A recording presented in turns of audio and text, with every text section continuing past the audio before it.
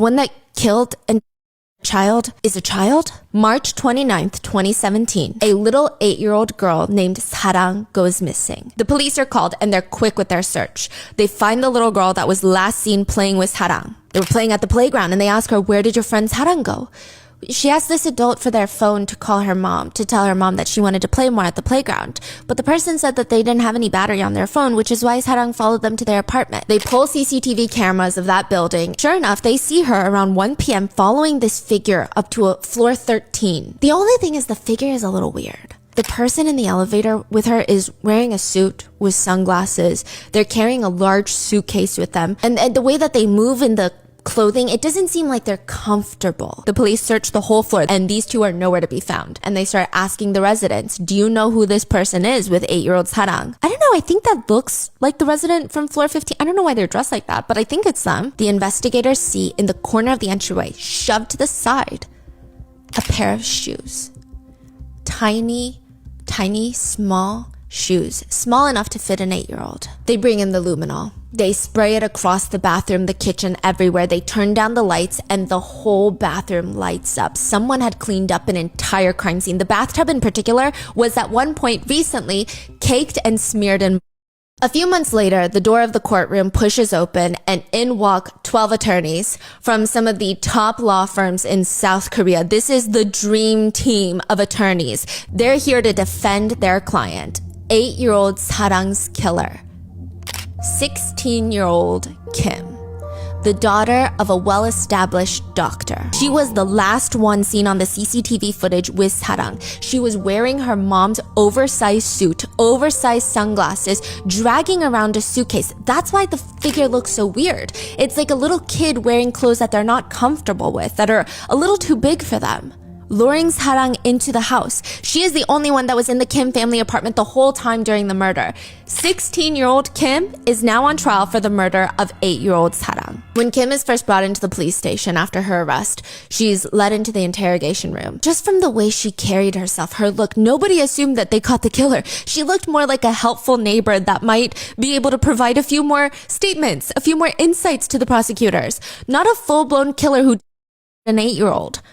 One of the officers even asked, "The one that killed a child is a child? A child killed a child?" She just looks at them and she bluntly states, "I don't remember. I think I had a dream. I don't know. My head just hurt so much and it felt like someone had hit me on the head.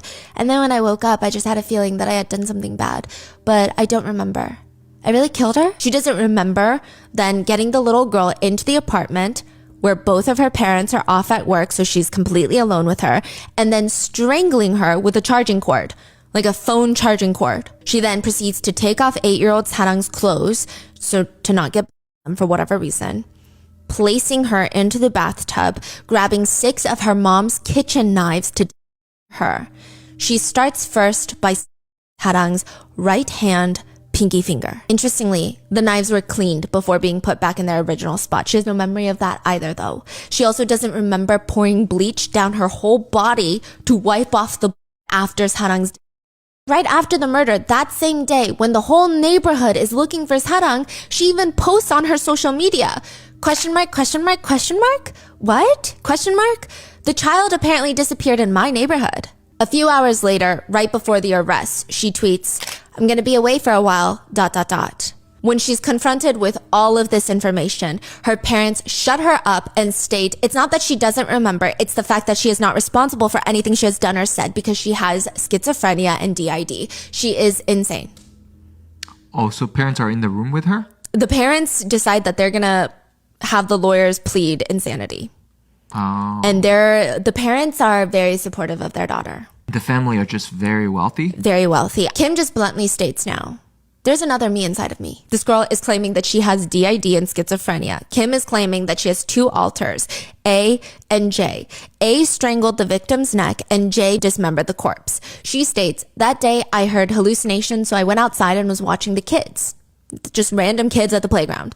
And in the midst of my hallucinations, I saw the kid harassing a cat, hurting a cat on the playground. And I got angry seeing that because I have a cat myself. And the hallucinations told me to do it. I took her home and I committed the crime." Or at least my alter did. The psychiatrists go in and they start reviewing all of Kim's records. Kim actually does have a psychiatric record. Even just last year before the murder, Kim was seeing a psychiatrist because she admitted to her art teacher that she wanted to strangle a cat. Maybe even hinted that she had. In South Korea, every year they do an emotional behavior test for all students in schools. This is very interesting, but it's supposed to be an early intervention measure. I don't know how well it's implemented or executed, but the purpose would be to identify the students who are at risk of mental health issues and provide early help. According to Kim's reports, she scored higher than normal on the self-exit score, meaning she was actually placed in the group of concern for her school. Kids that might need intervention, which is another reason I think she had to undergo therapy. Now, Kim wasn't actually in school at the time of the murder, even though she's 16. So I'm not sure if that test is from a year before or right before she dropped out, but she drops out of high school, which is not that common in South Korea, especially for the daughter of a doctor. They even asked her why, and she bluntly tells the authorities, there's nothing more to learn at school. But back then, when she was in school, she does have a very unapproachable attitude.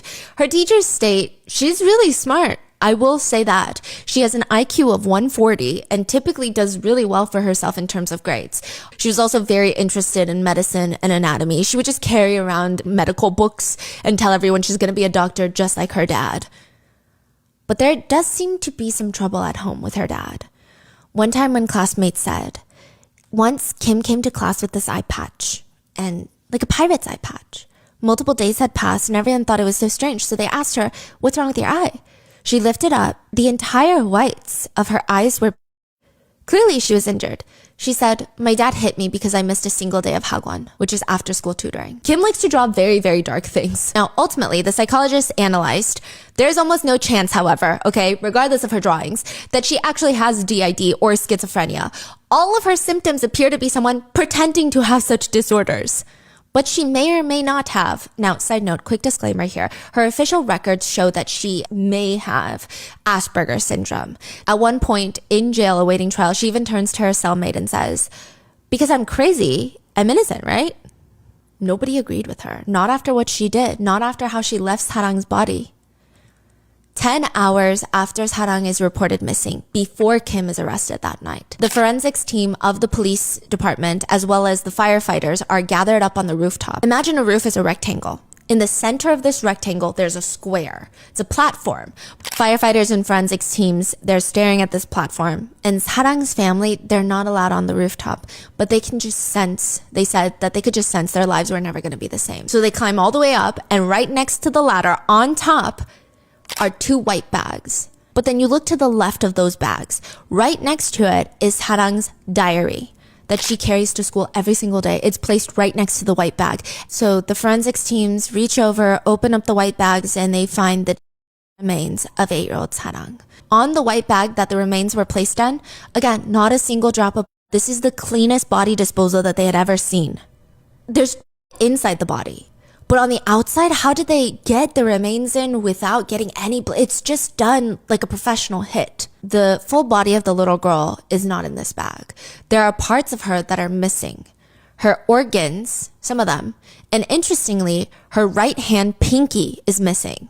The police turn to each other and they say, search the food waste bins now. The forensic teams were able to find Sarang's organs in the food waste bins. When they run through the CCTV cameras again, they see a teenager, Kim, wearing her pajamas, appearing as if she'd been rolling around in bed all day, bringing down a baggie of food waste and placing it in the bin. When investigators piece together Sarang's remains, they realize that there are still a few pieces missing, most notably her lungs and her right pinky finger.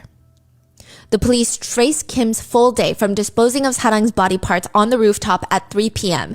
The murder took place around 12:50 p.m., so truly 2 hours-ish. Till her arrest, that was around midnight that same night. There's about 9 hours of where did she take the pinky and lungs for the 9 hours that are unaccounted for? Did she hide them somewhere? Did she dispose of them somewhere? Where the hell are they? A friend of Kim's comes forward. She told me that she was going to meet up with a Twitter friend.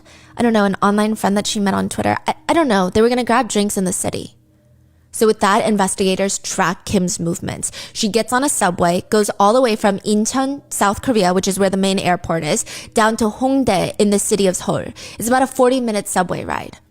When authorities watch her through CCTV cameras getting off at around 5:50 p.m., she meets up with somebody. And what is she carrying? What is that? She's carrying a small little shopping bag, like a gift bag. On camera, she hands it over to the Twitter friend who accepts it. The friend takes the gift and they link arms and start walking. The two of them then go on to order fried chicken bites and they walk around swinging around this gift bag with no care in the world. So now the next question is, who the hell is this Twitter friend and does she know what's in the bag? The Twitter friend is 18-year-old Park. And Park always had a thing for hands. She's really sweet, very quiet, always either sleeping or on her phone, nothing else. But sometimes she would caress your hand while talking. If you're telling her about your weekend very naturally, slowly, she'll grab your hand and start stroking your fingers while you're talking and just interrupt you. You have very pretty hands.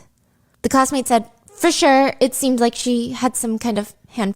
I mean, if she has this strong liking for hands, could it be possible that she was purchasing the finger from Kim? Is that what's going on? Because Park is kind of the wild card. Kim, from the beginning of the investigation, it's very clear that Kim's got a lot of plans and none of them are good. It is believed that Kim strangled multiple cats during her childhood. She stated she thought about it, but people believe she did. There's stories that she even fully pulled apart a bird on one occasion, which is wild considering earlier she tried to argue that she was having that hallucination and killed Sarang because she saw Sarang harming a cat. Kim had met Park online 2 months before the murder. And instantly, Kim is attracted to Park's tweets and messages about her fascination with hands. Park was sending anybody on these character chat rooms just videos of people massaging hands sensually, slowly, writing messages like, someday I want to touch your fingers like this too. Now, later, the authorities ask Park about the gift that she received because it's such an odd part of the body to be missing, the right hand pinky. And they also ask Kim, and Kim says, I thought the fingers were pretty. I thought it'd make a really good gift. Why did you also bring a knife when you went to meet with Park? Oh, to eat with it. Wait, there's a knife in the bag too? She brought a knife separately, not in the bag. Park is brought in and she looks at the investigators in this creepy interrogation room and she tells them about the gift bag she received and how she just thought it was a gift from an online friend, but she never even looked inside. In fact, she said she didn't even know there were body parts in there until just now. What? What really happened was, she states, she was role-playing with Kim. Kim told her she was going to bring her some organs in the role play. She opens up the bag thinking, they look like organs. Yeah, they do. But they can't obviously be organs. That's insane. So she's like, they're props. Okay, then where are these really good high quality props now? And Park says, I threw them away the next morning. What the authorities know, first of all, there's no prop that looks that real. Before Kim is even arrested, both Kim and Park had deleted their conversations on social media networks. The police in South Korea were able to reach out to the U.S. Justice Department, who reached out to Twitter to recover some of those deleted messages. And these are just things that they've been able to get back and have also been made public. So there's a phone call placed between Kim and Park from 10:56 a.m. to 11:07 on the day of the murder. We don't know what they talked about. Earlier that week, Kim texted Park, I'm planning to commit a crime this week and I'll meet you with your favorites. Fingers and lungs, right? Park texts, be sure to check the CCTV cameras around the crime scene. Send me a picture of your disguise so I know you're not exposing yourself. Whoa. Park claims again she was just role-playing. The morning of the murder, sure enough, Kim sends Park a picture of herself wearing the disguise. Her mom's oversized clothes, pantsuit, sunglasses, carrying a suitcase. She sends the selfie with the text message. I'm going hunting, Miss Park. You're just very pretty, quite flashy. The little kids' playground is visible from my apartment. Then one of them is gonna die? Like she literally does a killing, spells it out. Like, you know how you go, she spells it out. Yeah, one of them is gonna today. What time does elementary school finish again? Remember, Park's mom is an elementary school teacher. So she tells Kim, lunch starts at 12. The lower grades probably go straight home after eating. Later, Kim texts Park, I caught one. The situation was good. I brought her home saying she could use my phone. Did you check the CCTV footage? Yeah, I checked. I haven't been caught. Is she still alive? She's still alive, but I'm gonna wrap a cord around her neck. We know that little Sarang followed Kim to her apartment around 1 p.m. and there's a series of phone calls placed between the two during that time frame that Sarang is in Kim's apartment and before her body is disposed of. At 2:20 p.m., there's a phone call placed from Kim to Park where Kim tells her, "I cleaned up the body. Let's meet up after I clean up the restroom." Soon, a string of text messages gets sent from Kim to Park. "Please save me. There's a dead person in front of my eyes. Ugh, there's so much. It's terrible. Should I bring you human organs, Park? Just fingers or lungs would be good." Then one last call before Kim disposes of Sarang's body on the rooftop at 2:52 p.m., where apparently Kim asks Park to meet. She says, "Let's meet. I'll give you something as a gift." Then if we follow the security cameras and the clear timeline, we know that the two girls meet up in Hongdae. The exchanging of the gift happens. When both of them part ways at 6 p.m.-ish, they get back from their outing. Kim texts again, "Are your fingers pretty?" Because she gifted it to Park. "It's pretty. Good job." Then around 8 p.m., it seems that the news of Sarang going missing and the police search is stressing them out, especially Park, the one that received the fingers. She texts Kim, "There would have been CCTV of you meeting me and giving me the gift. Let's say it was cookies in the bag." A little while after that, Kim tells Park that her mom called to let her know that the police are looking for Kim. Kim is like, "I'm about to go down. She's about to get arrested." When Kim tells Park that, Park responds, "Am I going to get involved in this? What's going to happen to me? I'm so anxious I could die. I'm throwing up." "I guarantee to keep you out of it. You will not have a criminal record." Park conveniently responds, "I really like you. Do you believe me?" "I believe you. I'll buy you flowers one day, Park." Then Kim sends another message. "For now, I'm stating that I have mental issues." Police go through more data, more accounts, and they find Kim messaging a friend of hers about an incident recently between her and Park. And how they met up, went into a dark alleyway, and started making out. 10 days before the murder. The police state that they were shocked to find out that Kim and Park were, quote, lovers. Netizens start going crazy when this new development breaks. They start commenting, "What kind of third-rate, low-level K-drama soap opera plot is this? We don't care if they're lovers or not. Give them the death penalty." The interrogator sits down with Kim. "We just talked to your friend Park. She's not involved in any of this." "Oh yeah, we know. She told us she's not. She said, I don't know why I was hanging out with such trash in the first place." Yeah, I mean, obviously the police thought she was guilty for a reason. She must be trash. Yeah, she told us the time that she spent with you was quite unpleasant. And it just made her uncomfortable. So they shit talk each other to them. The interrogator said right when those words came out, Kim's entire face expression changed. "That girl has no reason to speak so badly of me. She should pay for her crimes too. Did you know that Park knew about the murders and actually conspired with me?" Those were her words. What do you mean? How could she ever really think that finger is a prop? Do you really believe that? There's no way that she did that. Okay? She knew they were real body parts.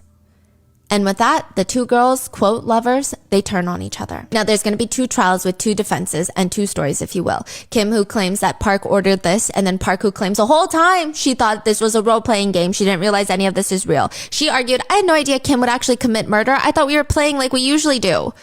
Interestingly enough, in court, though, Park was the picture of remorse. I think she had a lot of training and guidance from her attorneys, but she behaved in the way that the public at least maybe wanted her to, that she could in that moment. She's bowing her head. She's apologizing. She's trying to appear like she's reflecting on her actions. Kim, on the other hand, she's very blunt when she answers questions. She doesn't seem embarrassed or feel an ounce of guilt. One of the trial specialists present said it was fascinating. When she sat down, she would look at everybody in the courtroom like this. At one point, the two of them, Kim and Park, they just start screaming at each other in the courthouse during the middle of the trial.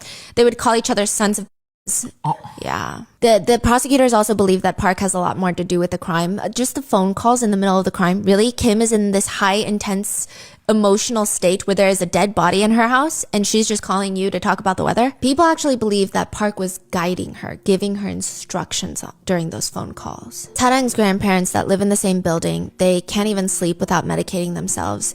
Sarang's mom said during the trial, although it's hard to even breathe after losing a child, whose mere existence brought happiness and strength, I have to bring up this uncomfortable story again because I know it's a parent's duty to reveal the truth and the end for their child.